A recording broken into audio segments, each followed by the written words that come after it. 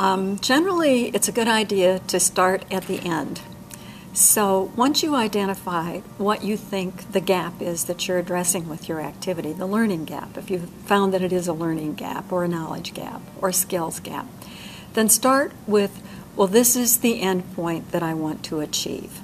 And if that's the end point that you want to achieve, the behavior that you want someone to be able to demonstrate at the end of your activity, then you have to go say, well, if that's where I want them to be, then what are the objectives that I have for the activity?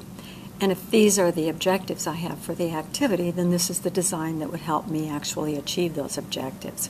Just going back to the example of assessing pain. Let's say you're starting with a group of rather novice learners who really don't understand how to assess pain.